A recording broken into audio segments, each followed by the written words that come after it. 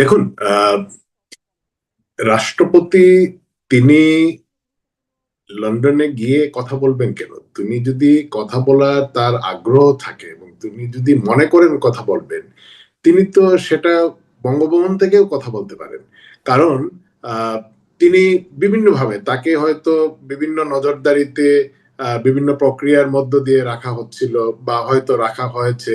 আমরা জানি তাকে কিভাবে আহ, তখন শপথ পড়ানো বা এই যে পট পরিবর্তনের পরে তার সঙ্গে যে আচরণগুলো করা হয়েছে এগুলো মনে করি খুব স্বাভাবিক বিষয়। কিন্তু তারপরেও এত লম্বা সময়ের মধ্যে তার যদি তিনি মনে করেন যে কথা বলবেন, সেটা বঙ্গবন্ধু কন্যা জননেত্রী শেখ হাসিনা শুধু নয়, অন্য যে কোনো জায়গায় তিনি সেটা কথা বলতেই পারতেন। এবং দেখুন, এটা লন্ডনে গিয়েছেন এবং তিনি কথা বলেছেন, এই কথাগুলো বিভিন্ন গণমাধ্যম বা সামাজিক যোগাযোগ মাধ্যমে যেটা এসেছে, আমি মনে করি সেটা হয়তো কোনো জায়গা থেকে এটা ছড়ানো হচ্ছে। কারণ আগামী দিনে বঙ্গবন্ধু কন্যা ফিরে আসবেন এবং সেই সময় রাষ্ট্রপতি হিসেবে যিনি থাকবেন তার ভূমিকা কি হবে বা কি হতে পারে, এই যে একটি অনিশ্চয়তা বা একটা ভীতি, সেই জায়গা থেকেও হয়তো তাকে সরানোর তারা প্রয়োজন মনে করেছেন আচ্ছা। বা তারা মনে করেছেন যে তাহলে কি শেখ হাসিনার সাথে তার কথা হয়নি আসলে লন্ডন থেকে? আহ, এটা আসলে নিশ্চিত করে বলা মুশকিল। কারণ এটা নিশ্চয়ই তাদের দুইজন কাউকেই সেটা জিজ্ঞেস করা যাবে না। হুম। কিন্তু এই যে দীর্ঘ প্রায় ২ বছর সময় হলো, ২ বছরই হলো মানে আওয়ামী লীগের পতনের পরে ২ বছর। এই সময়ের মধ্যে কি কথা হয়েছে রাষ্ট্রপতির সাথে আওয়ামী লীগের সভানেত্রীর বা কোনো পর্যায়ের নেতার? আমি তো মনে করি তার সঙ্গে যোগাযোগ ছিল, কোনোভাবে না কোনোভাবে সেই যোগাযোগটা ছিল। এবং কথাবার্তা যে হয়নি হুম। সেটা বলতেই হবে যে কথা হয়েছে, যোগাযোগ হয়েছে। আচ্ছা। আ তো এই যে আপনি বলছেন যে কোন জায়গা থেকে ছড়ানো হচ্ছে, আপনার কি মনে হয়? কোথা থেকে আসলে বা কারা মানে এটি ছড়াতে পারে বা ছড়ানোর উদ্দেশ্য কি? আমি তো মনে করি এটা বিএনপি তারা তাকে রেখে তাদের যে ফায়দা বা তারা যা যা মনে করেছেন, তাদের হয়তো তাদের সেই প্রয়োজনটা শেষ হয়ে গিয়েছে বা তারা হয়তো আহ, রাষ্ট্রপতির কাছ থেকে হয়তো তারা মনে করছেন যে তাদের আর কিছু পাওয়ার নেই এবং তিনি থাকলে সেটা তাদের জন্য একটা ক্ষতির কারণ হতে পারে, এই আশঙ্কার থেকে তারা সরিয়ে দিচ্ছেন। এবং কিন্তু কি শুধু আর যে ক্ষতির কারণ হতে রাষ্ট্র পারে? মানে বিএনপি যেটা মনে করতে পারে বলে আপনার কি মনে হয়? কি ক্ষতির কারণ হতে পারেন রাষ্ট্রপতি? কারণ রাষ্ট্রপতি তো খুব অবগত অ মানে মানে কি বলে অনুগত হিসেবেই কাজ করছেন। হ্যাঁ, বলে মনে হয় বা দৃশ্যমান হয়। দেখুন, বাংলাদেশ সরকার হলো আহ, যেহেতু সংসদীয় সরকার, রাষ্ট্রপতি সাংবিধানিক পদ বটে কিন্তু অনেকটাই অলংকারী। হুম, তো এই কারণে তিনি এখন যে দায়িত্ব পালন করেছেন বা যেটা করেছেন, আমি আগেই বলেছি যে বঙ্গবন্ধু কন্যা বা আওয়ামী লীগ সরকারের পরিবর্তনের পরে তার পাশে আমরা যেভাবে আমরা দেখেছি তিন বাহিনীর প্রধানরা গিয়েছেন এবং তার পাশে দাঁড়িয়ে তাকে দিয়ে যে ঘোষণাগুলো দেওয়ানো হয়েছে, তো এই পরিপ্রেক্ষিতে আবার যে এই ধরনের একটা পরিস্থিতি বা উদ্ভূত পরিস্থিতি তৈরি হবে না। আপনি একটা জিনিস দেখুন, আহ, সরকার পরিবর্তনের পরে তিনটা পদ কিন্তু গুরুত্বপূর্ণ ছিল: রাষ্ট্রপতির পদ, প্রধান বিচারপতির পদ, স্পিকারের পদ। স্পিকারের বিষয়টা আপনারা জানেন হুম। কি হয়েছে না হয়েছে, এটা তো লুকানোর কিছু নেই। আহ, প্রধান বিচারপতিকে মব করে দায়িত্ব থেকে সরিয়ে দেওয়া হয়েছে, এখন রাষ্ট্রপতিকে সরিয়ে দেওয়া হলো। এবং এই যে আপনার জুলাই আগস্টের সেই আন্দোলনে সরকারের ভূমিকা কি ছিল, পুলিশ প্রশাসনের র্যাবের ভূমিকা কি ছিল, সেটা নিয়ে আমরা অনেক দীর্ঘ আলোচনা করতে পারি। কিন্তু যে প্রক্রিয়ায় সরকারকে সরিয়ে দেওয়া হয়েছে, যে প্রক্রিয়ায় নতুন সরকার এসেছে বাংলাদেশের সংবিধান অনুযায়ী, হুম। সেটা পুরোটাই কিন্তু অসাংবিধানিক এবং বেআইনি ভাবে হয়েছে। যেহেতু বেআইনি ভাবে এই বিষয়গুলো হয়েছে, আগামী দিনেও এই যে পরিস্থিতি অন্যরকম হবে না, এই নিশ্চয়তা কিন্তু কেউ দিতে পারে না। কারণ জুলাইয়ের প্রথম সপ্তাহে সরকার পরিবর্তনের বা এইভাবে যে আন্দোলনটা হঠাৎ করে আহ, এই সহিংসতা এবং সেই জঙ্গি যেভাবে তৎপরতা, সেটা যে এমন একটা পর্যায়ে যাবে সেটা নিশ্চয়ই জুলাইয়ের প্রথম সপ্তাহে কেউ ধারণা করতে পারেননি। তো মানে এই যে বাংলাদেশে যে প্রক্রিয়াটা আপনি যেটি বলছেন অসাংবিধানিক, এটি অবশ্য সাংবিধানিক বলে যারা জুলাইয়ের পক্ষের আন্দোলনকারী ছিল তারাও দাবি করে না যে এই অন্তর্বর্তী সরকার গঠনের যে প্রক্রিয়াটা সেটি খুব সাংবিধানিক। ফলে তারা সংবিধানটাকেই আ মানে আ পুরোপুরি সংস্কার করা, বাতিল করা সেটির পক্ষে কথা বলে। কিন্তু আমি আপনার কাছে একটু এটা জানতে চাই। আপনি বলছিলেন রাষ্ট্রপতির ভূমিকার কথা। হ্যাঁ, আমরা দেখেছি যে ৩ বাহিনীর প্রধান কিভাবে তার পিছনে দাঁড়িয়েছিলেন এবং তিনি মানে ঘোষণা দিয়েছেন, তারপর শপথ পড়িয়েছেন। তার ভূমিকাগুলো অন্তর্বর্তী সরকারের সময় দেখেছি। কিন্তু তিনি তো মূলত আওয়ামী লীগ সরকারের নিয়োগ করা। একদম যদি বলি শেখ হাসিনার নিয়োগ করা তিনি রাষ্ট্রপতি এবং তিনি ছাত্রলীগ করা একজন ব্যক্তি যিনি নিজেই বলেছেন এবং প্রচণ্ড রকমের শেখ হাসিনার অনুগত ছিলেন। শেখ হাসিনার পায়ে ধরে সালাম করা সেই ছবিও তার খুব এসেছিল। পরবর্তীতে তো ওই অবস্থান দেখলাম। কিন্তু তারপরে যখন বিএনপি সরকার আসলো তখন তো লিখিত বক্তব্যে আওয়ামী সরকারকে ফ্যাসিস্ট, স্বৈরাচার ইত্যাদি বলেছেনই। সেটি না হয় লিখিত বক্তব্য। কিন্তু এমনকি গণমাধ্যমে দেওয়া সাক্ষাৎকারেও তিনি বলছেন যে মানে যেখানে আগে তিনি বলেছিলেন বেগম জিয়া মানে জিয়াউর রহমান, তারপরে এরশাদ, তারপরে বেগম জিয়া তাদের আমলে কিভাবে মুক্তিযুদ্ধের চেতনা তছনছ হয়েছে বলে তিনি ঘোষণায় বলছিলেন, তার ভাষণে বলছিলেন। সেখান থেকে এসে তারেক রহমানের ভূয়সী প্রশংসা করছেন। কিভাবে মুক্তিযোদ্ধার সন্তান হিসেবে তিনি কিভাবে দেশ পরিচালনা করবেন সেটা নিয়ে তার মুগ্ধতার কথা বলছেন। একদম গদগদ প্রশংসা আরকি যাকে বলে, সেটা দেখাচ্ছেন। আসল চেহারা কোনটা রাষ্ট্রপতির? আপনাদের সময় যেটা দেখতাম সেটা নাকি বর্তমান সময়ে যেটা দেখলাম সেটা? অন্তর্বর্তীকালীন সময়ে না হয় তাকে বাধ্য করে করানো হয়েছে। আহ, দেখুন শারমিন, আপনি যে কথাগুলো বলেছেন আপনার প্রত্যেকটি কথার সঙ্গে দ্বিমত করার কিন্তু কোনো সুযোগ নেই। কিন্তু এই জায়গায় যে কোনো মানুষ বা ব্যক্তি তিনি কিন্তু সঠিক সময়ে সঠিক কাজ করবেন, অনেক সময় সেটা নীতি নৈতিকতা সাহসিকতা সেটা প্রদর্শন করতে পারেন না। হুম। আমি মনে করি বাংলাদেশের সংবিধান অনুযায়ী আমরা মহামান্য রাষ্ট্রপতি হিসেবে তাকে সম্বোধন করতে পারি। তিনি এই পদটির প্রতি অসম্মান করেছেন, আমি শুধু এটুকুই বলতে পারি। আচ্ছা। আ তিনি এই পদটির প্রতি অসম্মান করেছেন। কিন্তু আসলে কোনটি তার আসল চেহারা সেটি আপনিও স্পষ্ট নন। দেখুন, আহ, আমি তো বললাম যে তিনি, কারণ আপনি কখনোই দ্বিচারিতা করতে পারেন না, এটা যে কোনো ভাবে নীতি নৈতিকতার বাইরে। হুম। তিনি তার দীর্ঘ রাজনৈতিক তার যে আহ, ইতিহাস আমরা জানি। পরবর্তীতে তিনি দুদকের দায়িত্বপ্রাপ্ত একজন ব্যক্তি ছিলেন, তারপরে রাষ্ট্রপতির দায়িত্ব তিনি পেয়েছেন। তো এখন পর্যন্ত তার যে ভূমিকা, সংবিধান তো সবার জন্যই সমান। সংবিধান যেভাবে রাষ্ট্রপতির জন্য, প্রধানমন্ত্রীর জন্য, একজন সংসদ সদস্যের জন্য, সাধারণ নাগরিকের জন্য, সেনাবাহিনীর জন্য, সকলের জন্যই সমান। এবং সংবিধান, আপনি আপনার কিছুক্ষণ আগে একটি মন্তব্য করেছিলেন যে যারা সেই জুলাই আগস্টের আন্দোলনের সঙ্গে ছিল তারা সংবিধান মানেন না।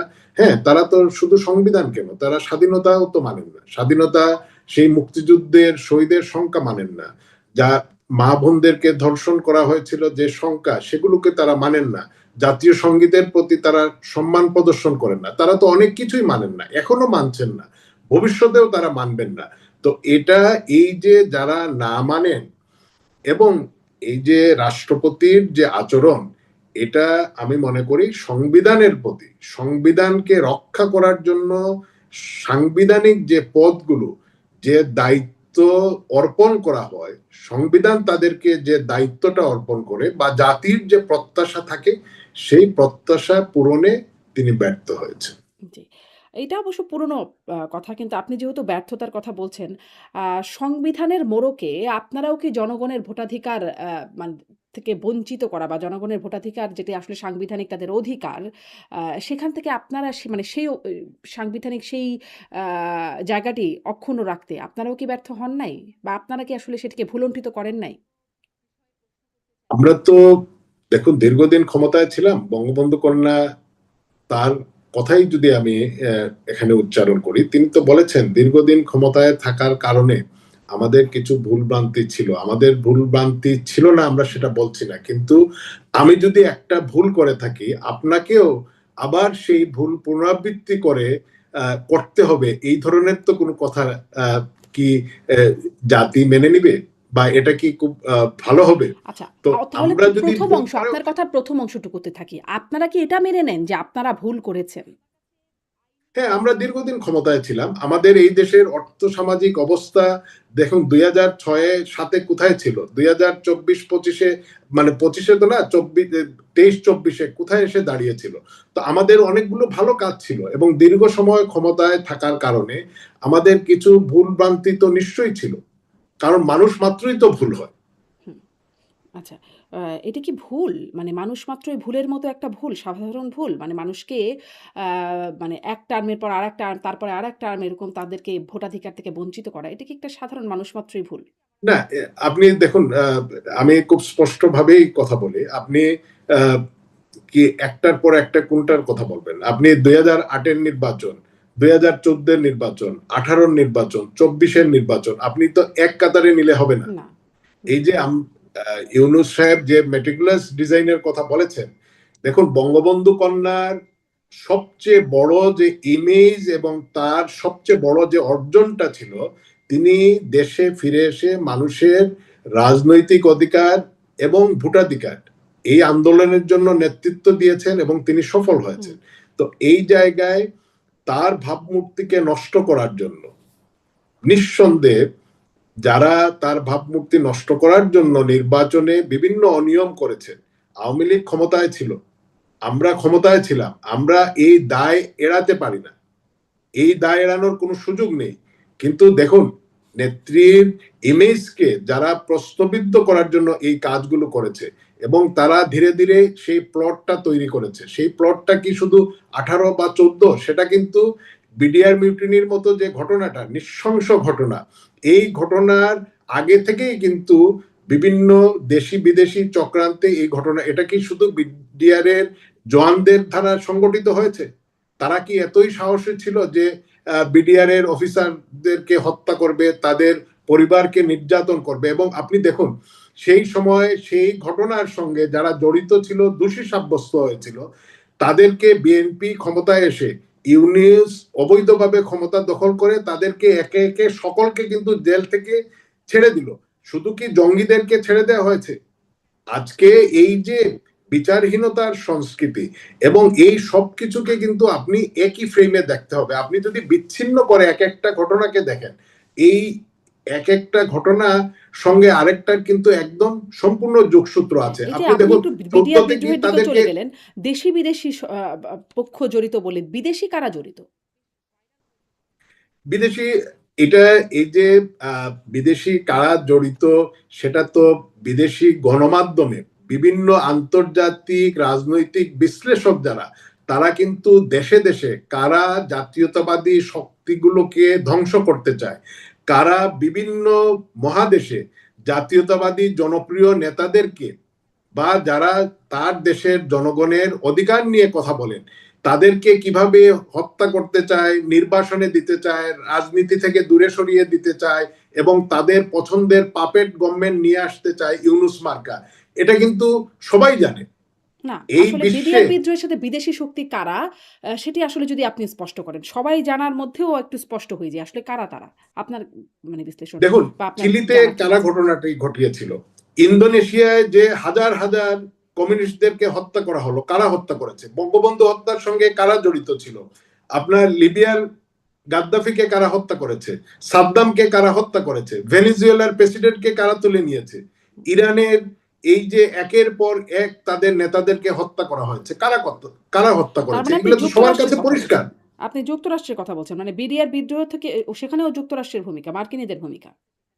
নিশ্চয়ই, আমরা সেটা হয়তো প্রমাণ আমাদের কাছে নেই, কিন্তু এই প্লট গুলো তৈরি করা হয়েছে, কারা তৈরি করেছে, হুম, কারা অর্থায়ন করেছে? হুম, মার্কিনীরা নিজেরাই তো বলেছে যে তারা বাংলাদেশে রেজিম পরিবর্তনের জন্য অর্থ দিয়েছে। হুম।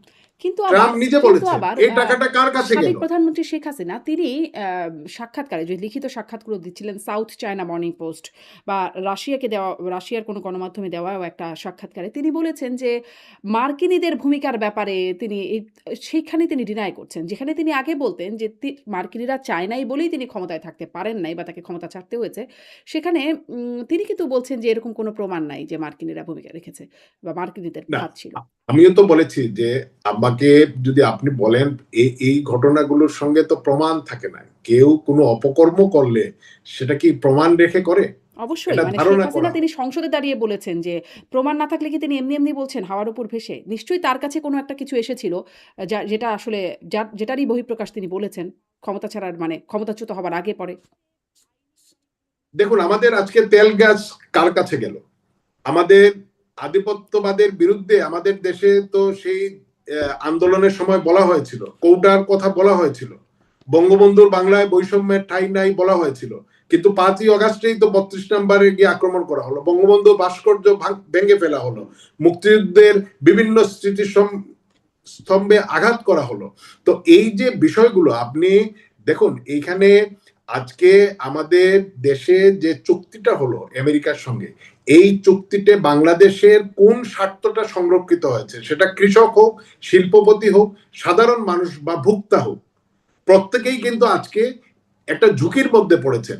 ওষুধ শিল্প বলেন, গার্মেন্টস বলেন, এমনকি আপনি যে শুধুমাত্র ক্ষমতায় থাকার জন্য আপনার অসাংবিধানিক, বেআইনি ভাবে, অমানবিক ভাবে দেশের মানুষকে বিভিন্ন ভাবে ধোঁকা দিয়ে আপনারা যত অপকর্ম করেছেন, সব অপকর্ম থেকে প্রথমে তো ইন্ডেমনিটি দিয়েছেন সেই সমস্ত জঙ্গিদেরকে যারা সাধারণ মানুষকে হত্যা করেছে, সরকারি সম্পত্তি ধ্বংস করেছে, পুলিশকে হত্যা করেছে, জ্বালিয়ে মেরেছে, 450 থানা থেকে অস্ত্র লুট করে নিয়েছে, তাদেরকে ইন্ডেমনিটি দিলেন এবং নিজের ইন্ডেমনিটির জন্য যে চুক্তিটি করলেন, সেই চুক্তি করার পরে বাংলাদেশের ব্যবসায়ী বা সাধারণ মানুষের কোন কাজে আসলো? আপনি জি, সেই সময় বলেছিলেন, এই আসিফ নজরুলদের মতো আরো অনেকেই বলেছিলেন যে ভারতের আধিপত্য, ভারতের 26 লক্ষ মানুষ কাজ করে, ভারতের সঙ্গে বিভিন্ন গোলামী চুক্তি হয়েছে। 2 বছর ইউনুসের সেই মবের সময়টা গেল, বিএনপি এখন ক্ষমতায় আছে। তারা কি কোনো একটা চুক্তির কোনো একটি ক্লজ, একটি লাইন, একটি শব্দ দেখাতে পেরেছে? আওয়ামী লীগ বা বঙ্গবন্ধু কন্যা জয়ন্তী শেখ হাসিনা আমাদের প্রধানমন্ত্রী, তিনি যে কোনো দেশের সঙ্গে বাংলাদেশের স্বার্থ বিরোধী কোনো চুক্তি করেছেন, কোনো কাজ করেছেন? জি। আজকে সেরকম আপনার কিছু খুব পার্বত্য যে খোলাসা চট্টগ্রাম, করেছে সেটা আসলে হয় নাই। কিন্তু আপনার যে অবস্থানটা যে মার্কিন দোষারোপ একটা জায়গা আছে, আমি এখান থেকে আসলে পরে প্রশ্নটা একটু তুলে রাখছি। কারণ আগের অংশটাই শেষ হয়নি। যেটি যে শেখ হাসিনা ফেরার যে বার্তা দিচ্ছেন, মার্কিনিরা চায় নাই বলেই বা আমেরিকা চায় নাই বলেই তাকে পদচ্যুত হতে হয়েছে। এখন আমেরিকাকেই দোষারোপ করে বা আ আমেরিকা না চাইলে আপনারা ফিরতে পারবেন কিনা সেই প্রশ্নটা একটু পরের জন্য তুলে রাখলাম। কিন্তু কথা হচ্ছিল যে রাষ্ট্রপতির এখন পদচ্যুত হওয়ার ব্যাপারটা আসছে। আ আপনি বলছিলেন ৩ টা গুরুত্বপূর্ণ পোস্ট। আরো একটা গুরুত্বপূর্ণ পোস্ট সাংবিধানিক না হলেও সেনাপ্রধান। আ তিনি এবং রাষ্ট্রপতি তারা বহাল থেকে গেলেন আপনাদের ক্ষমতা হারানোর পরেও। সম্প্রতি আওয়ামী লীগের সাধারণ সম্পাদক ওবায়দুল কাদের একটা সাক্ষাৎকারে একটা ভার্চুয়াল বৈঠকে তিনি বলছিলেন যে আম যে যারা আসলে বলছিলেন যে একবার যারা বিট্রে করে তারা সবসময় বিট্রে করে। শেখ হাসিনার দূরদর্শিতা নিয়েও প্রশ্ন করছিলেন রাষ্ট্রপতি এবং আম সেনাপ্রধান নিয়োগের ব্যাপারে তিনি প্রশ্ন করছিলেন এবং তাদেরকে নিয়ে নতুন রণকৌশল সাজালে সেটা কখনো সফল হবে না, এরকম বক্তব্য দিচ্ছিলেন। এই যে নতুন রণকৌশল সাজালে সফল হবে না, এই বার্তাটা বা এই সাবধান বাণীটা কেন দিচ্ছেন? এরকম কি কোনো রণকৌশল সাজানো হচ্ছে আসলে? যেখানে রাষ্ট্রপতি এবং সেনাপ্রধান আছেন? দেখুন, কাদের ভাই প্রথমে যে কথাটি বলেছেন, যিনি কমিটমেন্ট থেকে সরে যান, যে কোনো সময় যে কোনো কারোর সঙ্গেই তিনি সরে যেতে পারেন। তিনি রাষ্ট্রপতি হতে পারেন, সেনাপ্রধান হতে পারেন, যেই হন না কেন। যে ব্যক্তি তার নীতি নৈতিকতা থাকে না এবং সে কমিটমেন্টের মধ্যে থাকে না, সে যে কারো সঙ্গে সে কথার বরখেলাপ করতে পারে। এই পর্যন্ত আহ, তো আমি তার সঙ্গে একমত। এবং দেখুন, সেনাপ্রধান তো সাংবিধানিক, আমি যেহেতু 3টি সাংবিধানিক পদের কথা বলেছি এই কারণে তার কথা উল্লেখ হুম, করিনি। রাষ্ট্রপতিকে সরিয়ে দিলে তারা যদি রাষ্ট্রপতিকে নিয়ে অস্বস্তিতে থাকেন, সেনাপ্রধানকে নিয়েও খুব স্বস্তিতে থাকার কিন্তু সুযোগ আছে বলে মনে করি না। তারা মনে করবেন যে আগের সরকার তাকে নিয়োগ দিয়েছিল, তাদের নিউট্রাল ভূমিকা বা তারা যখন তাদের যে পরবর্তীতে যে তাদের ভূমিকাটা ছিল, সেই কারণেই তো ষড়যন্ত্রকারীরা বা আন্দোলনকারীরা বা জঙ্গিরা সেই সময় সফল হয়েছে। তো এখন যে আবার আরো এই ধরনের কিছু হবে না, এই নিশ্চয়তা, এই গ্যারান্টি নিশ্চয়ই কেউ দিতে পারে না। এবং যিনি একসময় কথার বরখেলাপ করেন তিনি তো বারে বারে করতেই পারেন। হুম। আ কিন্তু ওই যে মানে ওই প্রশ্নটাই যে রণকৌশল কি সাজানো হচ্ছে আপনাদের এমন না, কি আপনার রণকৌশল দেখুন, রাষ্ট্রপতি বা সেনাপ্রধানকে আওয়ামী লীগের মতো একটি দল তার সাধারণ নেতাকর্মী, তার দলীয় কর্মী সমর্থকের উপর নির্ভর করেই রণকৌশল সাজায়। এই জায়গায় প্রশাসন কোনো বিশেষ বাহিনী বা বিশেষ কোনো দেশি বিদেশি সংস্থার প্রতি বা শক্তির প্রতি যে সহযোগিতা নিয়ে বা তাদের ভরসায় করে যাবে, এটা কিন্তু আওয়ামী লীগের জন্মলগ্ন থেকে আওয়ামী লীগের বিরুদ্ধে বিভিন্ন সময়, সেই পাকিস্তানের সময়ও তকমা দেওয়া হয়েছে, বাংলাদেশ স্বাধীন করার পরেও বা এখন পর্যন্ত এই কথাগুলো বলা হয়, কিন্তু এগুলো যে শুধু কথামালা বা রাজনীতির জন্য বা বিরোধিতার জন্য বিরোধিতা, সেগুলো কিন্তু প্রমাণিত হয়ে গিয়েছে। আওয়ামী লীগ তার নিজস্ব শক্তিমত্তার উপর দিয়েই তারা অতীতেও এদেশের মানুষের জন্য কাজ করেছে, এখনো করে যাচ্ছে, ভবিষ্যতেও করবে। জি, মানে এই নিজস্ব শক্তিমত্তার মধ্যে তো তার নিয়োগও আসলে আছে। মানে যাদেরকে নিয়োগ করা হয়েছে, যেমন রাষ্ট্রপতি তো সরাসরি ছাত্রলীগ করা মানুষই বলে তিনিই বলেছেন। একটু এটাও জিজ্ঞাসা করি, সেনাপ্রধানের সাথেও কি কোনো যোগাযোগ হয়েছে পরবর্তীতে? আহ, তিনি শেখ হাসিনার মনে আত্মীয়ও হয় না। বটে। হ্যাঁ। না, দেখুন, বাংলাদেশ একটা ছোট্ট জায়গা। আপনি আহ, অনেকের সঙ্গেই অনেকের যোগাযোগ থাকতেই পারে, এবং এই দেশে ছাত্রলীগ করেন নাই হুম, এমন আহ, মানে বিপুল সংখ্যক মানুষ, যেখানে দেশের, আমি বলবো না অর্ধেক মানুষ, আপনি, এটা তো আমরা স্বীকার করি, 40 থেকে 45% মানুষ আওয়ামী লীগের প্রতি তাদের আস্থা বা সমর্থন বা আদর্শিক ভাবে আছে। তো এই জায়গায় আপনি কি দাঁড়াচ্ছে, প্রতি 2 জনের মধ্যে বা 3 জনের মধ্যে একজন আওয়ামী লীগ। তো এই জায়গায় আজকেও তো মনে করেন যে প্রায় মনে হয় 17 জন পুলিশ অফিসারকে অবসরে পাঠানো হুম, হয়েছে, প্রতিদিনই তো পাঠানো হচ্ছে। প্রশাসনের যারা ডিসি হিসেবে দায়িত্ব পালন করেছেন বা তার ঊর্ধ্বতন কর্মকর্তা ছিলেন, তাদেরকে পাঠানো হচ্ছে। তো এটা কি শুধু ছাত্রলীগ করার কারণে, রাজনৈতিক প্রতিহিংসার কারণে? তো এভাবে যদি করতে হয়, তাহলে দেশের অর্ধেক মানুষকেই তো আপনার চাকরি বাকরি থেকে বাদ দিয়ে দিতে হবে। হুম। এই কাজগুলো তো হচ্ছে। আচ্ছা। আপনি একটু এটা বলেন, মানে আমাদেরকে, শেখ হাসিনা ফেরার ঘোষণা দিচ্ছেন ডিসেম্বরে এবং নেতা-কর্মীরা সহ তিনি ফিরবেন বলে বলছেন। আ অবশ্য আওয়ামী লীগ নেতা জাহাঙ্গীর কবির নানক তিনি বলছেন কিছু কথা জাহেরে, কিছু কথা থাকে বাতেনে। মানে কিছু কথা প্রকাশ্যে বা দৃশ্যমান, কিছু কথা অপ্রকাশ্যে বা অদৃশ্য অবস্থায় থাকে বলে তিনি বলছেন। সব কথা বলা যাবে না। সব না হয় নাই বললেন, কিন্তু আপনাদের এই যে রণকৌশল সাজানোর বিষয়টা, সেটা আসলে কেমন? কি প্রক্রিয়ায় তিনি আসলে দেশে ফিরবেন? দেখুন, প্রথমত তিনি দেশে ফিরবেন, কারণ তাকে তো, এই দেশ তার দেশ, এই দেশে তার নারীর টান, এই দেশের মানুষের প্রতি তার যে দায়বদ্ধতা আছে, সেই কারণে তিনি ফিরবেন। এবং তিনি যে ভারতে গিয়েছেন, তিনি কি নিচে গিয়েছেন, তিনি কি নিজে হেলিকপ্টার চালিয়েছিলেন, তিনি কি প্লেনে তিনি চালিয়েছিলেন? হুম। সেই সময় যারা দায়িত্বে ছিলেন বিমান বাহিনীর, সেই সময় সেনাবাহিনীর যারা দায়িত্বে ছিলেন, তারা তো এখনো আছেন।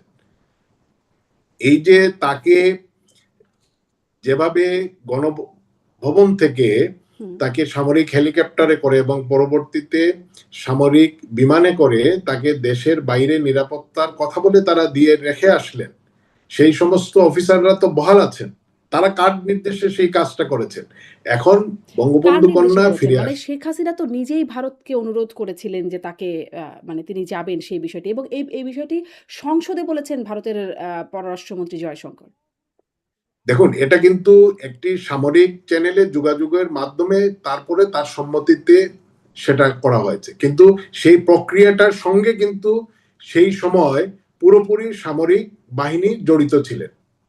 হুম, এটা কিন্তু খুব পরিষ্কার। হুম, তাকে যখন তার সম্মতির কথা জানতে চাওয়া হয়েছে, তখন তিনি তো, তাকে যখন সেই প্রক্রিয়ার মধ্যে রেখে দেওয়া হয়েছে বা সেই করার জন্য বাধ্য করা হয়েছে, তখন তিনি সম্মতি জানিয়েছেন। তো এই অ্যারেঞ্জমেন্টটা কারা করেছে? নিশ্চয়ই তিনি করেননি। হুম। আজকে তিনি ফিরে আসার কথা মানে যেটা তিনি অনুরোধ বলেছেন, করেছেন, তিনি, তিনি সম্মতি দিয়েছেন। আর তো অ্যারেঞ্জমেন্ট তো কখনোই একদম নির্বাহী প্রধান, মানে প্রধানমন্ত্রী তো আর অ্যারেঞ্জমেন্ট করবেন না। করবে তো নিশ্চয়ই অধীনস্থ কেউই। হ্যাঁ, হুম, তারাই তো সেই প্রক্রিয়াটা করেছে এবং তাকে বলেছে যে আপনি, কারণ তার কথাই তো তারা সম্মতি জানাবে, কারণ তারা তো অন্য কারো কথা শুনবে না বা অন্য কারো কথা বিশ্বাস করবে না। সেই কারণেই তাকে দিয়ে তখন বলানো হয়েছে যে আপনি বলুন, হয়তো এভাবেই একটা পরিস্থিতি তৈরি করা হয়েছিল, কারণ সেই বিষয়গুলো তো আমরা এখনো হয়তো পুরোপুরি জানি না। একটা সময় নিশ্চয়ই আমরা সেই বিষয়গুলো আমাদের সবার কাছে পরিষ্কার হবে, কারণ সেই সময়ের ঘটনাগুলো, গণভবনে কি ঘটেছিল, হুম। অন্যান্য জায়গায় যে ক্ষমতার কেন্দ্রগুলো সেখানে কি ঘটেছিল বা কিভাবে সেই প্রক্রিয়াগুলো হয়েছিল, কারা উত্তরা থেকে মিছিলগুলো আসার জন্য উৎসাহিত করেছিল, ঢাকায় ঢুকার বিভিন্ন পয়েন্টগুলো কারা খুলে দিয়েছিল, কেন খুলে দিয়েছিল, পুলিশকে কারা দায়িত্ব পালন থেকে সরিয়ে দিয়েছিল, সেই বিষয়গুলো নিশ্চয়ই একসময় খুব পরিষ্কার ভাবেই সামনে আসবে। এখন ধরেন যতটুকু এখন পরিষ্কার হয় সেটি হচ্ছে পররাষ্ট্রমন্ত্রী, ভারতের পররাষ্ট্রমন্ত্রীর সংসদে দাঁড়িয়ে বক্তব্য যে শেখ হাসিনা অনুরোধ করেছেন এবং শর্ট সময়ের মধ্যেই তাকে ভারতে নিয়ে যাওয়া হয়েছে। তারা অনুমতি দিয়েছেন। এরকম একটা বিষয় এতটুকু পাওয়া যায় ভারতের পক্ষ থেকে। আর ধরেন ৪ আগস্ট রাতে শেখ হাসিনার সাথে ডক্টর হাসান মাহমুদ তৎকালীন পররাষ্ট্রমন্ত্রীর যে কথোপকথন, তখনও শেখ হাসিনাকে বলতে শোনা যায়, "এই দেশে আর না।" তিনি এরকম একটা কথা বলছিলেন। মানে পুরো কথোপকথনের একটা অংশ আমি বললাম। আ ফলে মানে দেশ যে ছাড়বেন এটি তো মোটামুটি মনে হয় সেই কথোপকথন বা পরের অনুমতি না, পাওয়ার শারমিন, অপেক্ষা দেখুন, আছে। কোন বাক্যাংশের একটা লাইন দিয়ে আসলে পুরো অর্থ বের করার হুম, কোনো হুম, সুযোগ নেই। এটা কোনো সুযোগ নেই। এটা আমি বলছি না যে জামাতের নেতৃবৃন্দ যেভাবে বলেন যে বিভিন্ন অঘটনের পরে এআই দিয়ে করা, আমি এআই এর কথা বলবো না। হ্যাঁ, কিন্তু আপনি যখন পুরো একটা বাক্য বা তার আগে পরে আরো অনেক হয়তো কথা থাকে, তো একটা নির্দিষ্ট বাক্যকে বা শব্দকে ধরে কোনো সিদ্ধান্তে উপনীত হওয়ার কোনো সুযোগ নেই। আচ্ছা। মানে এআই দিয়ে করা এটা কিন্তু আপনারাও বলেছিলেন। ধরেন লেথাল ওয়েপন ব্যবহারের যে নির্দেশনা, ১ম এ বলা হলো এআই দিয়ে, তারপরে প্রধানমন্ত্রী মানে সাবেক প্রধানমন্ত্রী যখন সাক্ষাৎকার দিলেন তিনি বললেন টেকেন আউট অফ কনটেক্সট। মানে ১ম এ ছিল এআই কিন্তু ছিল আওয়ামী লীগের অবস্থান। তারপরে শুনলাম টেকেন আউট অফ কনটেক্সট, ওদিকে সজীব অজয় জয় বললেন এটা নাকি ওই যে হলি আর্টিজানের সময় দেওয়া ঘোষণা। মানে অনেক রকম অবস্থান আপনাদের পক্ষ থেকেও আসছে। কিন্তু আপনি বলছেন যে পুরো বাক্যটা না শোনা। পুরো বাক্যটা ছিল এরকম যে তিনি বলছিলেন যে আমি কিন্তু ঠিক করেছিলাম আজকে যাব। মানে ৪ আগস্টের কথা শেখ হাসিনা বলছেন যে, "আমি কিন্তু ঠিক করেছিলাম আজকে যাব রাষ্ট্রপতির কাছে।" আ আর সবকিছু লিখে ঠিক করে রেখেছিলেন তিনি বলে বলছেন। এবং এভাবে মানুষ মেরে থাকার কোনো মানে হয় না। তখন অন্যদিক থেকে হাসান মাহমুদ বলছেন, "ইমার্জেন্সি দিয়ে দেন।" তখন তিনি বলছেন, "লাভ নেই, অতটুকুই তো করবে।" মানে কারফিউ এবং তারপরের কথা বলছেন যে, "অতটুকুই তো করবে। আমি কিন্তু থাকব না, এ দেশে আর না।" আ তারপরে তিনি বলছেন যে, নেতাকর্মীদের যেভাবে বাড়িঘর পুড়িয়ে দিচ্ছে, মানে সেই প্রেক্ষাপটের কথাও বলছেন যে কিন্তু এই হচ্ছে তার কথোপকথনের কথা। সেই ৪ই আগস্টের রাতের কথা যেটি আসলে আপনি বলছেন যে শুধুমাত্র একটা লাইন না। এই হচ্ছে তার পুরো কথোপকথনের তো জায়গাটা। দেখুন শারমিন, তিনি যে কথাগুলো বলেছেন, তিনি তো রক্তপাত চাননি। হুম, একটা রাষ্ট্রনায়ক হিসেবে, এদেশের একজন রাজনৈতিক নেতা হিসেবে তার কাছে আপনি কি আশা করতে পারেন? তিনি কি বলবেন যে না, আরো বেশি রক্তপাত হোক, আরো বেশি মানুষ মারা যাক? হুম, হুম। না, কিন্তু এটা কি এভাবে তিনি মানুষ করবেন? মেরে থাকার কোনো মানে হয় না। মানে মানুষ মেরে থাকা হচ্ছিল ততক্ষণ পর্যন্ত। এভাবে মানুষ মেরে থাকার কোনো মানে হয় না। এই লাইনটার ব্যাখ্যা কিরকম মনে হয় আপনার কাছে? দেখুন, এই যে আমাদের কথা কি সাখাওয়াত সাহেব বলেন নাই যে স্নাইপার রাইফেল ছিল? স্নাইপার রাইফেল কারা ছিল? পুলিশ তো এই স্নাইপার রাইফেল ব্যবহার করে না। হুম, তো এই স্নাইপার রাইফেল দিয়ে যে লাশের সংখ্যা বাড়ানো হলো, এই কাজগুলো কারা করেছিল?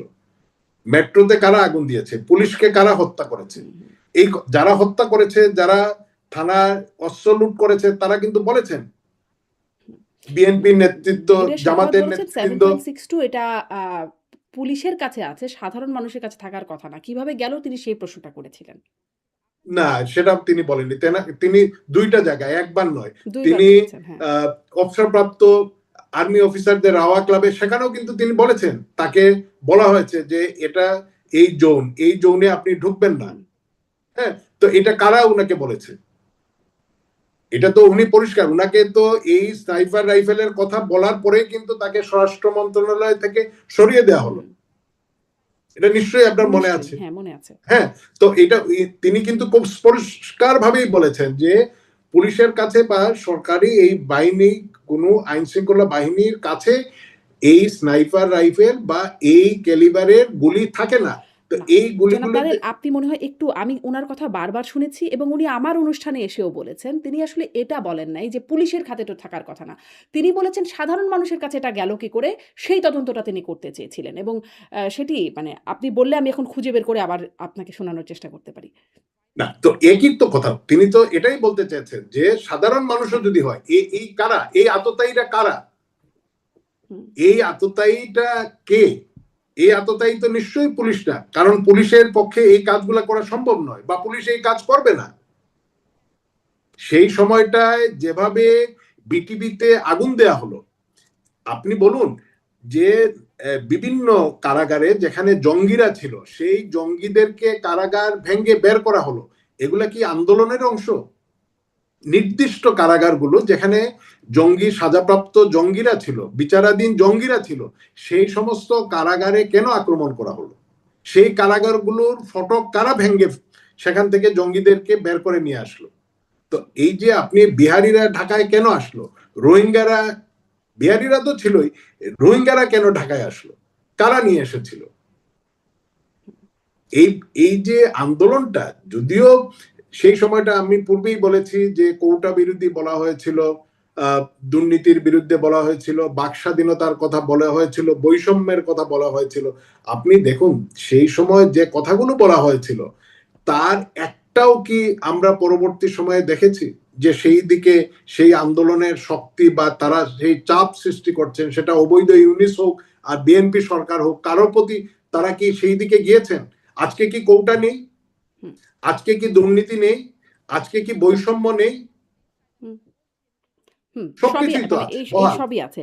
মানে আপনি বলছেন কারা ছিল, সেই কারা অদৃশ্য একটা শক্তি তো ছিলই, সেটা দেখা যায় নাই যে কারা আসলে সাধারণের মধ্য থেকে গোলাগুলি করছে। কিছু, কিছু জায়গায় যুবলীগ, কিছু ছাত্রলীগের নেতাকর্মীদের চেহারা এসেছে, তাদেরকে পরবর্তীতে গ্রেপ্তারও করা হয়েছে। কিন্তু আরো কারা ছিল সেটি ওই সেই অদৃশ্য জায়গায় রয়ে গেছে। কিন্তু পুলিশকে তো না আসলে শারমিন, দেখা আমি গেছে। আপনার সঙ্গে একদম দ্বিমত পোষণ করছি। আপনি কোনোভাবেই এটা ছাত্রলীগ যুবলীগের কথা বলবেন না। যদি ছাত্রলীগ যুবলীগের কেউ করে থাকতো, হুম। কোন এজাহারে কি এসেছে স্নাইপার না, মানে রাইফেলটা প্রথম বা আলোতে এই গুলি করার গুলিগুলা? ছবি সহ এসেছে এবং তাদের মানে যুবলীগের একজনের ছবি সহ দেখা গেছে যে হেলমেট পরে তিনি গুলি এটা কি করছেন। স্নাইপার রাইফেল ছিল? না, স্নাইপার রাইফেল ছিল কিনা জানি না, তাকে গুলি না করা না হয়েছে। না, মানে প্রশ্নটা হচ্ছে, আগ্নেয়াস্ত্র। না প্রশ্ন, না না শারমিন, প্রশ্নটা হচ্ছে স্নাইপার রাইফেলের অন্য গুলির বা অন্য আগ্নেয়াস্ত্রের কথা বলছি না। অন্য আগ্নেয়াস্ত্র দিয়ে মারলেও তো আমরা মানুষ মারা আলোচনা যেত। করছি স্নাইপার রাইফেল দিয়ে কারা টার্গেট করে করে লাশগুলা ফেলে দিয়েছিল, কারা লাশের সংখ্যা বাড়িয়েছিল। হুম, সেই বিষয়টা আমাদেরকে অবশ্যই একটা সময় আমাদেরকে সেগুলো খুঁজে বের করতে হবে। আমরা যদি সেটা খুঁজে বের না করি, অবশ্যই তাহলে সেই খুনিরা বা যারা এই ষড়যন্ত্রের সঙ্গে ছিল তারা আড়ালে চলে যাবে। এই আপনি খুঁজে আপনারা কি করে বের পরস্পরের করবেন? ধরেন দোষারোপের রাজনীতি। এইটুকু খুঁজে বের করা হয়েছে, যেমন যেই ভিডিওগুলো দেখা যাচ্ছে যে পুলিশ মারছে, সেরকম কিছু ভিডিও আছে। আ ছবি আছে, ভিডিও আছে। বা ওই যে আমি বললাম, প্রথম আলোতে দেখা গেছে যে যুবলীগের একজন যুবলীগ নেতা তিনি গুলি করছেন, তারটা। কিন্তু আপনারা যাদের কথা বলছেন, সেটা আপনারা আসলে কিভাবে বের করবেন? আমরা তো বিভিন্ন ফুটেজ, এবং সেই সময় ফুটেজ তো সবার কাছেই আছে, সেই সময় সেই ফুটেজ গুলো আপনি দেখুন। সেই যে আপনার বলা হচ্ছে যে পুলিশের গুলিতে মারা গেল, শহীদ হলো, কিন্তু আসলে তার সে কি পুলিশের গুলিতে মারা গিয়েছে, না রাবার বুলেট তার গায়ে লেগেছে? তার গায়ে তো কোনো গুলির চিহ্ন ছিল না, কোনো রক্তের দাগ ছিল না। তার পরিবার বলেছে সেই সময়টায় যে তাকে দীর্ঘক্ষণ, সে যখন আহত হলো, তাকে কয়েক ঘন্টা বাইরে কোথায় ছিল তার পরিবার জানে না, তারপরে তাকে হসপিটালে মুমূর্ষ অবস্থায় নেওয়া হলো, সে মারা গেল। তো এই যে অবস্থা বা এই পরিস্থিতিগুলো কারা তৈরি করেছিল? আমরা বায়বীয় ভাবে বা এই যে দোষারোপের বা নিজেরা নিজেদেরকে রক্ষা করার জন্য আমরা এক পক্ষ আরেক পক্ষের উপরে এই দোষগুলা দিচ্ছি। এই যে আজকে যে মানুষগুলো মারা গেল, তাদের তো পরিবার আছে, তারা কারো না কারো সন্তান, কারো না কারো ভাই, কারো পরিবারের অংশ, তারা তো আমাদেরই দেশের হুম। সন্তান। এতগুলো মানুষ মারা গেল, কেন মারা গেল, কারা এদেরকে হত্যা করলো? আমরা তো এই বিচারটা চাই। আমরা তো বলেছি যে এই সমস্ত হত্যাকাণ্ডে নিরপেক্ষ বিচার করতে হবে। এই বিচার করতে গিয়ে আপনি আওয়ামী লীগ, ছাত্রলীগ, মানে কিন্তু এই যে যুবলীগের উপর নিরপেক্ষ দায়। বিচারের জায়গায় আসলেই তো একটু প্রশ্ন জাগে যে ধরেন আবু সাঈদ হত্যাকাণ্ড যখন দেখলাম পুলিশ গুলি করলো, কিন্তু যখন প্রথম এজাহারটা হলো সেখানে সেই পুলিশের কোনো নামই নাই, বিএনপি জামায়াতে তাদের নাম আছে। ফলে তখনই নিরপেক্ষ বিচার নিয়ে আসলে প্রশ্ন জাগে যে নিরপেক্ষ বিচার কি আসলে আপনারাও করতেন? যেখানে আপনাদের যেমন নিজেদেরই আবু সাইদের গায়ে তো পুলিশের কোনো গুলি ছিল না, রাবার বুলেট এটা তো ছিল। রাবার বুলেট ছিল। হ্যাঁ। রাবার বুলেট আর গুলি তো এক না। হুম, কিন্তু রাবার বুলেট, অতিরিক্ত রাবার বুলেট মানে যাই হোক সেই আলোচনায় আজকে আর না যাই। সেই আলোচনা অনেক হয়েছে। এই আলোচনায় আজকের পুরো অনুষ্ঠানটা অন্য বিষয়ে সাজানো ছিল। যে তাহলে মানে শেখ হাসিনার ফেরা নিয়ে কথা বলতে চেষ্টা করছিলাম যে তার ফেরার ব্যাপারে সরকারের সাথে কি কোনো যোগাযোগ হচ্ছে? না, কোনো যোগাযোগ হচ্ছে না। ভারতের মানে ভারতকে জানানো হয়েছে অফিসিয়ালি যে শেখ হাসিনা দেখুন, ফিরতে চান। তারা তো পরিষ্কার বলেছেন যে তিনি তাদের এখানে একজন অতিথি হিসেবে আছেন। তার রাজনৈতিক সিদ্ধান্ত বা তিনি যে সিদ্ধান্ত নেবেন সেই জায়গায় তিনি স্বাধীন। সেই জায়গায় তাদেরকে জানানোর কোনো বিষয় নেই। তিনি যখন সেই কথাটা বলেছেন আন্তর্জাতিক মিডিয়ার সামনে, তো সেটা তো সবাই জেনেছে। হুম। বাংলাদেশের সরকার যেভাবে জেনেছে, পৃথিবীর বিভিন্ন মানুষ জেনেছে, ভারতীয় কর্তৃপক্ষ তারাও নিশ্চয়ই সেটা জেনেছেন। না জানার তো কোনো কারণ নেই। মানে তারপরেও আনুষ্ঠানিকভাবে তো জানানো দরকার হয়। আ মানে একটা আনুষ্ঠানিকতা তো থাকে। রাষ্ট্রীয় কাজগুলো তো অনেক আনুষ্ঠানিকভাবেই হয়। দেখুন, বঙ্গবন্ধু কন্যা দেশে ফিরে আসবেন।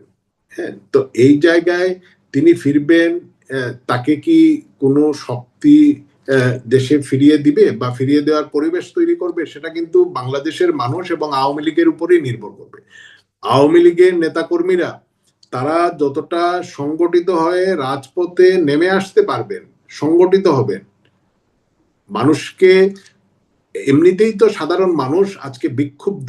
বিএনপি এবং ইউনূস বিগত ২ বছরে মানুষকে যেভাবে নিরাপত্তাহীনতার মধ্যে দিয়ে নিয়েছে, তো আমি মনে করি যে এই মুহূর্তে সাধারণ মানুষের যে সমর্থনটা রয়েছে আওয়ামী লীগের নেতাকর্মী সেটার সঙ্গে যুগপৎ ভাবেই বঙ্গবন্ধু কন্যার ফিরে আসার প্রেক্ষাপটটা তৈরি করবেন জি। কিন্তু যেহেতু বা ভারতে তৈরি হচ্ছে। কিন্তু যেহেতু ভারতে আপাতত আশ্রয়ে আছেন, ভারতের আশ্রয়ে আছেন। ফলে ভারতকে তো ভারতের একটা ইনভলভমেন্ট তো নিশ্চয়ই থাকবে। মানে ভারতকে জানাতে হবে বা ভারত আ একটা পাঠানোর ব্যবস্থা করবে। কিছু না কিছু তো ভারতের সাথে করতে হবে। না, দেখুন, ভারত এই দায়িত্ব কেন নিবে?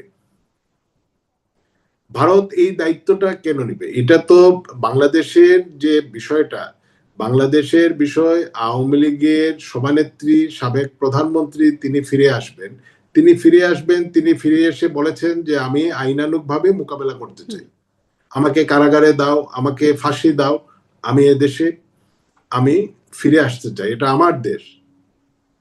তো এটা আমি মনে করি না এখানে ভারতকে জানাতেই হবে হুম। বা ভারত কোনো সহযোগিতা করবে সেই প্রত্যাশা আওয়ামী লীগ করে না আচ্ছা এবং আমি তার মানে মনে করি যদি সামারি করি বঙ্গবন্ধু যে সরকারের সাথেও যোগাযোগ হয়নি এই বিষয়ে, ভারতের সাথেও আনুষ্ঠানিকভাবে এই বিষয়ে কোনো যোগাযোগ বা কথাবার্তা হয়নি। না, কথা হয়নি এবং তিনি যে ফিরে আসার বিষয়টা তিনি মিডিয়ায় বলেছেন নিশ্চয়ই তারা সেখান থেকে শুনেছেন এবং তারা যদি মনে করেন তারা হয়তো পরবর্তীতে ওনার সঙ্গে আলোচনা করেছেন এই বিষয়ে, করতে পারেন। কিন্তু তিনি তার যে অভিপ্রায়টা তিনি সেটা ব্যক্ত করেছেন। আচ্ছা। আর ওই যে সেই প্রশ্নটা যেটি করছিলাম যে যুক্তরাষ্ট্রর ভূমিকা কি? কারণ তারা তো সরকার পতনে ভূমিকা রেখেছে বলে আপনারা বলছেন। তারা না চাইলে এখন আপনারা ফিরতে পারবেন? দেখুন, অনেক সময় তো অনেক সিদ্ধান্ত পরিবর্তন হয়। তারা হয়তো ইউনুসকে দিয়ে যে চিন্তা ভাবনা করেছিলেন বা অনেকেরই ইউনুস সম্পর্কে উচ্চ একটা ধারণা ছিল, ইউনুস যদি এইভাবে ক্ষমতায় না আসতো, ইউনুসের অবস্থানটা যে জায়গায় থাকতো, ইউনুস আসার পরে সে যে একটা কত বড় হিপোক্রেট, সেটা দেশদ্রোহী, সেটা কিন্তু বাংলাদেশের মানুষ দেখেছে এবং সে যে একটা ভণ্ড, এটা লুবি মানুষ। সে রাষ্ট্র ক্ষমতায় এসে কনফ্লিক্ট অফ চেয়ার, সে এই যে পাওয়ারে এসে আদম ব্যাপারী থেকে নিয়ে কতগুলা লাইসেন্স সে নিয়েছে, পাশাপাশি যে রাষ্ট্রীয় সুযোগ সুবিধাগুলো নিয়েছে, হামের টিকা দিতে না পারার কারণে আজকে প্রায় 700 থেকে 800 শিশু মৃত্যুবরণ করলো। এই দায়টা কে নিবে? এই যে আপনি অনেক ফুটেজের কথা বললেন, এই ইউনুসের সে শান্তিতে নাকি বিশ্ব নোবেল পেয়েছিল, সে কি বলেছে, মবকে কিভাবে উস্কে দিয়েছে হুম, যে আপনার গ্রামে, আপনি এসে এখানে বলছেন আপনার গ্রামেও তো তারা আছে। দেখেছি। হুম, তার মানেটা কি? তার মতো একটা বয়স্ক মানুষ এইভাবে উস্কানি দিতে পারে বা সে যে এত লুবি, এটা কি কেউ ধারণা করতে পারতেন? জি, এই তো এই এই দেখুন, এই এই বক্তব্যটা শুনেছি আমি। ডক্টর মোহাম্মদ ইউনূস এভাবে বলছেন সেটা আমি শুনেছি। কিন্তু ধরেন আমরা সম্প্রতি ওবায়দুল কাদেরকে যেটা শুনলাম যে ভায়োলেন্স এর জবাবে ভায়োলেন্স করতে হবে, রক্তের বদলে রক্ত শপথ নিচ্ছেন। যে চোখের পানি অনেক ফেলেছি, এখন শপথ নিচ্ছি যে ভায়োলেন্স এর বদলে এটা একটা ভার্চুয়াল বৈঠকেই বা ভার্চুয়াল সভাতেই তিনি বলেছেন। আ এটি আসলে কি এটা আসলে কিরকম বার্তা? বা দেখুন আমি বা সেটা শুনিনি, সাবেক যেহেতু আমি প্রধানমন্ত্রীও শুনিনি বলেছেন আমি যে দেখে নেবার ব্যাপারটা। আমি যেটা শুনিনি আমি সেই বিষয়ে মন্তব্য করতে পারবো না। কিন্তু ইউনিসের বিষয়টা তো তিনি মিডিয়ার সামনে যেভাবে প্রকাশ্যে বলেছেন এবং সেই সময় বৈধভাবে তো নয়, অবৈধভাবে তিনি রাষ্ট্র ক্ষমতায় ছিলেন। সেই জায়গা থেকে তিনি যেভাবে বলেছেন, হুম। এটার সঙ্গে অন্য বিষয়ের আমি মনে করি এই মুহূর্তে তুলনা করে সেই বিষয়টাকে খাটো করার কোনো না, সুযোগ নেই। খাটো করার কিছু নাই। ওটাও তিনি বলেছেন সেটা যেমন শুনেছি, ওবায়দুল কাদেরও বলেছেন সেটাও শুনেছি। মানে তার না, এই সেটা কি কোনো অ্যাপ্রোচটাকে মিডিয়া এসেছে? ভার্চুয়াল মিট আমি আপনাদের কিন্তু শুনি নাই। আপনাদের বক্তব্য তো এখন আমি শুনি নাই। গণমাধ্যমের মেইনস্ট্রিম এ ওভাবে আসে না। কিন্তু সামাজিক আ যোগাযোগ মাধ্যমে পাওয়া যায়। আমি সেটা শুনি নাই। আচ্ছা, আমি শুনি নাই সেটা। আচ্ছা। আমি আপনাকে শোনাতে পারি। কদিন আগেও আরেকজন আ আ আওয়ামী লীগ অ্যাক্টিভিস্টকে শোনাচ্ছিলাম। কিন্তু মানে তিনি বক্তব্যটা এটাই দিয়েছেন যে ভায়োলেন্স এর বদলে ভায়োলেন্স, চোখের বদলে চোখ, রক্তের বদলে রক্ত। এখন এই শপথ নিচ্ছে আওয়ামী লীগ। আমি দায়িত্ব নিয়ে আপনাকে বলছি যে তিনি এটি বলেছেন। আচ্ছা শারমিন, আপনি দেখুন বাংলাদেশে আওয়ামী লীগ ১৫ বছর ক্ষমতায় ছিল। বিএনপি জামাতের কোন নেতার ঘরে সেই নেতাকে না পেয়ে তার স্ত্রী কন্যাকে রেপ করেছে এই ধরনের একটা দৃষ্টান্ত আছে? তারা আওয়ামী লীগ, গণমাধ্যমে তো আসেনি।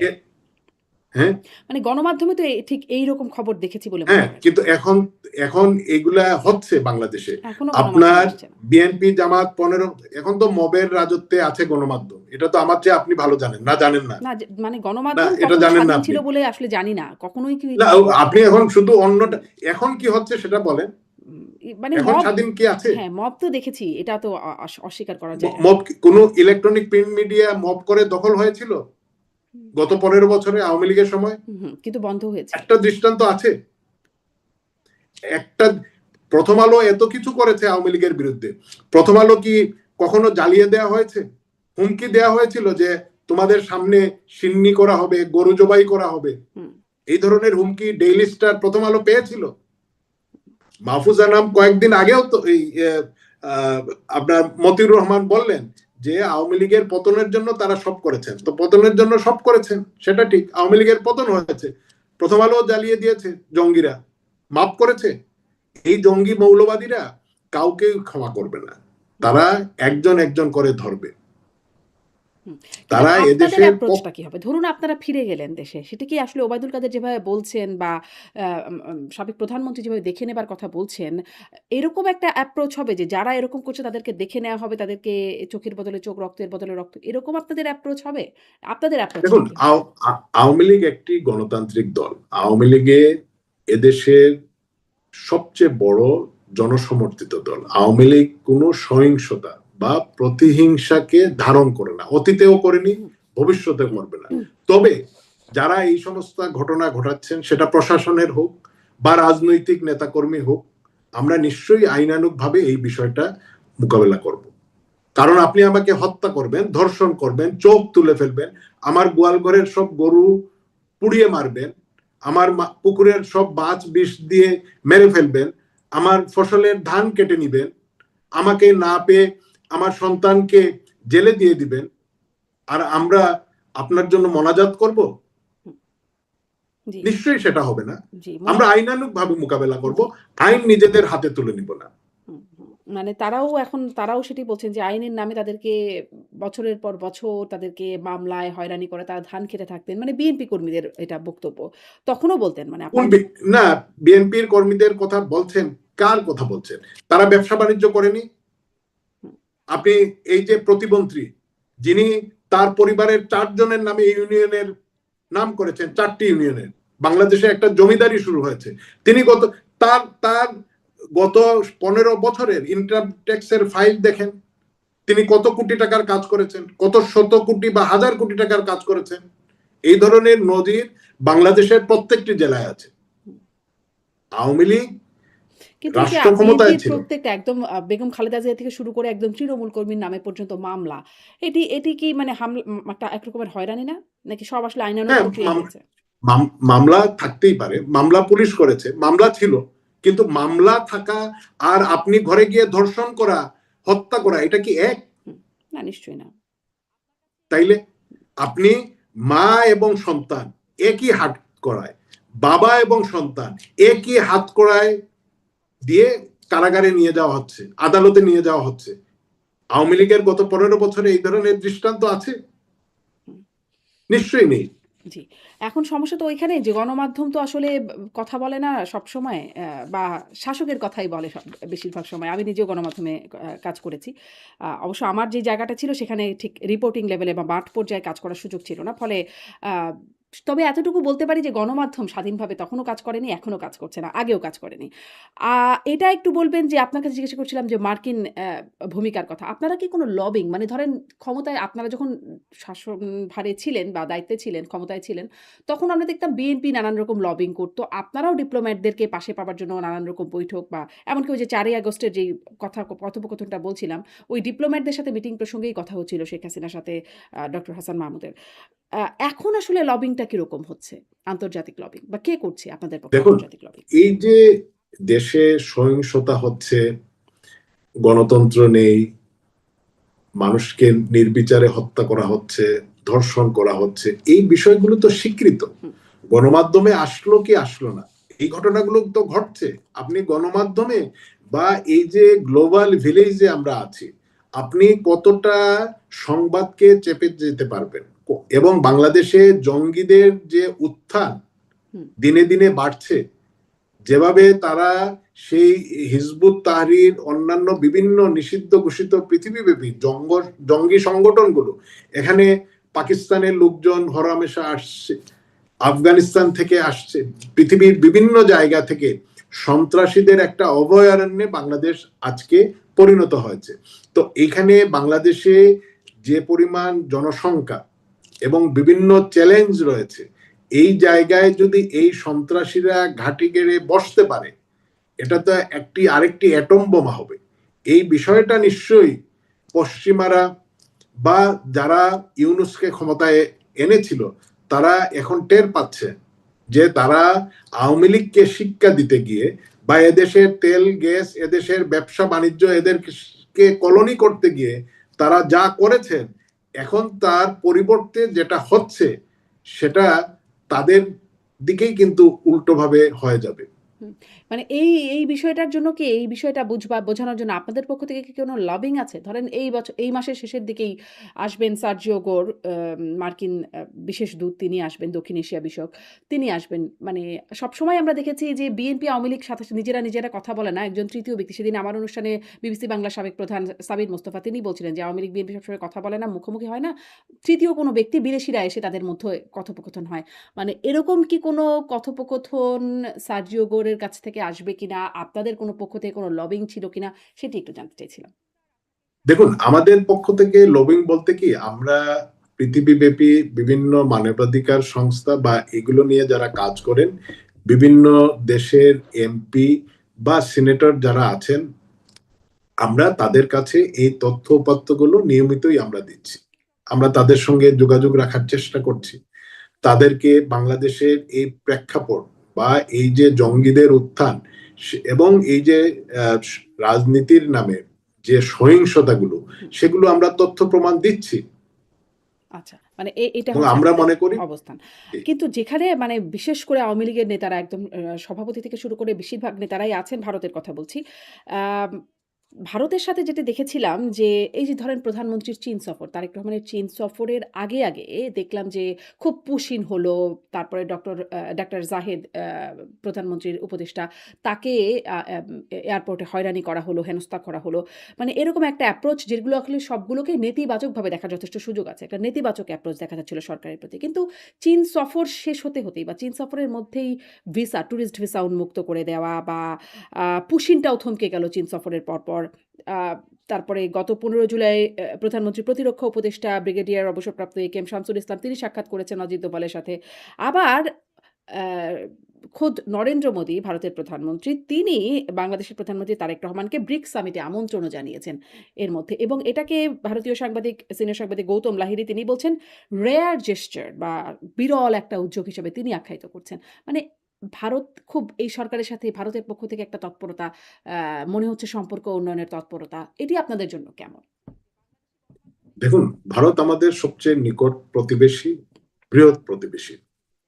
তাদের নিরাপত্তা, তাদের রাজনীতির কারণে তারা কোনটা সিদ্ধান্ত নিবে সেটা একান্তই তাদের বিষয়। এখন নিকট প্রতিবেশী হিসেবে তারা যোগাযোগ রাখতেই পারে। তাদের পক্ষ থেকে সম্পর্ক উন্নয়নের অবশ্যই চেষ্টা থাকবে। আজকে ইউনিসের জমানায় আমরা দেখেছি, শিখেছি, শুনেছি যে ভারত আমাদেরকে ডিউ আনডিউ কতগুলো ধরনের সুযোগ সুবিধা দিত, যাতে করে আমাদের দেশের ব্যবসায়ীরা, আমাদের দেশের মানুষ উপকৃত হতেন। কিন্তু আমরা যখন ভারতের পতাকা, ভারতের ভিসা সেন্টার আক্রমণ করলাম, আবার তারা যখন ভিসা বন্ধ করে দিল, তারপরে আমাদের হাউতাস, আমাদের গণমাধ্যমের কথা বললেন না, নিউ মার্কেটের আশেপাশের অনেক হোটেলের ছবি, দোকানের ছবি, মার্কেটের ছবি দেখালো যে মানুষজন নেই। তো ভারত কি শুধু আপনার উপরে নির্ভর করে আছে? ভারতের 140 কোটি মানুষের মার্কেট। হ্যাঁ, আবার যখন ভিসা খুলে দেওয়া হলো, একসঙ্গে 1.5 লাখের বেশি মানুষ একদিনেই আবেদন করলেন। তো এখন ভারতের সঙ্গে আমাদের বিভিন্নভাবে পারস্পরিক সম্পর্কটা আছে। এই সম্পর্ক দুই দেশের, দুই সরকারের জন্যই উপকারে আসে। আপনি আধিপত্যবাদ বা বিভিন্নভাবে সেই সম্পর্ক নষ্ট করবেন, আবার ভারতের কাছ থেকে সমর্থনও চাইবেন, সেটা যেমন দ্বিচারিতা, তেমনি ভারত তার নিজের স্বার্থে তারা যে সিদ্ধান্ত নিবে সেটা একান্তই তাদের নিজস্ব বিষয়। হুম। মানে কিন্তু তাহলে এখন আপনাদের পাশে আসলে কে আছে? মানে এটা আপনি বলছেন তাদের নিজস্ব বিষয় সরকারের সাথে সম্পর্ক উন্নয়ন চাইতেই পারে। মানে যেটির লক্ষণ পরবর্তীতে অন্তত দেখা যাচ্ছে পরের অংশে। আ আপনাদের পক্ষে তাহলে কে আছে? ধরেন সেই ওবায়দুল কাদেরের আপনারা ক্ষমতায় থাকতে যদি মানে সেই ডায়ালগটা মনে করি যে তিনি বলেছিলেন, "দিল্লি আছে, আমরা আছি, আমরা আছি, দিল্লি আছে।" মানে দিল্লি আপনাদের সাথে আছে সেটি একটি বড় শক্তির জায়গা। তলে, তলে সব ঠিক হয়ে গেছে বলে তিনি বলেছিলেন। ওই সেই ট্রাম্পের সাথে সেলফির আ সরি বাইডেনের সাথে সেলফির প্রসঙ্গ তুলে তিনি বলছিলেন। মানে এই যে তলে, তলে ঠিক হয়ে যাওয়া বা আছে, এ পাশে আছে, সে পাশে আছে। এখন আপনাদের পাশে ঠিক কে আছে? দেখুন, আমরা মনে করি আমাদের পাশে আমাদের দেশের জনগণ আছে। এটা তো সবসময় ছিল। এটাই তারপরে তো আমাদের দিল্লি থাকা মূল। লাগতো বা তলে, তলে ঠিক হতে হতো। এখন কারা আছে ওই জায়গাটাতে? জনগণ তো আছেই তারপরে। এখন এটা হলো, শুনেন, একটা রাষ্ট্র বা বিভিন্ন সরকার, তারা তাদের এই পৃথিবীতে আজকে কোনো রাষ্ট্র কি তার নিজের স্বার্থের বাইরে কোনো সিদ্ধান্ত নিয়ে থাকে? সেটা বাণিজ্য হোক আর যুদ্ধ হোক, প্রত্যেকটার পেছনে থাকে তো, অর্থনৈতিক করে তো। কারণ থাকে, হ্যাঁ। নিরাপত্তার কারণ থাকে। নিজের স্বার্থে করে, নিরাপত্তা এবং করে তো। অর্থ মানে সরকার দলীয় মানুষজন নিজেদের স্বার্থে সম্পর্ক মানে করে তো। করে না তা তো না। একটু আগেই বলছিলেন মার্কিন বাণিজ্য চুক্তির কথা। করে তো। কি, মানে মানে কিভাবে করে? করে তো। তাদের আপনাদের স্বার্থ বিরুদ্ধে ছাড়া করেছে? আ মানে দেশের স্বার্থে আপনি বলছিলেন সেটি মানে দেশের স্বার্থের বাইরেও তো সরকার ক্ষমতায় থাকবার জন্য, ক্ষমতায় যাবার জন্য আ অনেক সেটা রকম চুক্তি, সমঝোতা অনেক কিছু করে তো। সেটা পাপেটরা করে, ইউনিস্টদের মতো গাদ্দাররা করে। হুম, হ্যাঁ, তো এরা করতেই পারে। এদের কাছে কি আপনি খুব দেশপ্রেম আশা করেন? হুম। না আপনাদের আপনাদের বিরুদ্ধে আদানির সাথে চুক্তি করা এরকম চুক্তি তো আছে যে ভারতকে বিশেষ খুশি করবার জন্য। আদানির সঙ্গে চুক্তি বাতিল করেন না কেন? আদানির কাছ থেকে চুক্তি বিদ্যুৎ বাতিল করা নিচ্ছেন তো কেন? সহজ না। সেটি বিশ্লেষকরা বলেন। তাদের কাছ থেকে শুনে, শুনে এতটুকু জানি যে একবার যে চুক্তি হয়ে যায়, এমনকি মার্কিন চুক্তি হয়তো আপনারা যদি কোনোবার আসতে পারেন সেটি আপনাদের জন্যও বাতিল করা খুব কঠিন হয়ে যাবে। সেটিই তিনি বলছিলেন। আমি আপনি বিশ্লেষকদের দেখুন, এই যে কুইক রেন্টাল গুলো নিয়ে অনেক কথা হলো, মানুষ বিদ্যুৎ পাচ্ছিল। আজকে কুইক রেন্টালের বিরুদ্ধে অনেক কথা বললেন, পদ্মা সেতুর বিরুদ্ধে কথা বললেন। সেই পদ্মা সেতু কিন্তু আপনাকে ব্যবহার করতে হুম, হচ্ছে। মেট্রো রেল সেই সময়টা বলেছিলেন অনেক বেশি খরচ হয়ে যাচ্ছে। সেই সময়ের তুলনায় এখন যে প্রকল্প নিচ্ছেন, কত গুণ বেশি খরচ হচ্ছে। আওয়ামী লীগের সময় বিভিন্ন রাস্তা, সড়কের যে প্রকল্পগুলো ছিল, হুম। তার চেয়ে বেশি এখন হচ্ছে। তা এখন কি হচ্ছে? আপনি সুইস ব্যাংকে 2024-এর অগাস্টের পরে 141% অর্থ বেশি জমা পড়েছে আগের তুলনায়। এই তাহলে কি অর্থটা আপনার কে নিয়ে সামারিটা গেল? এরকম যে তখন খারাপ হয়েছে এখন আরো বেশি খারাপ হচ্ছে? হ্যাঁ, হতে পারে, হতে পারে। হুম, জি। এখন এখন তার চেয়ে কত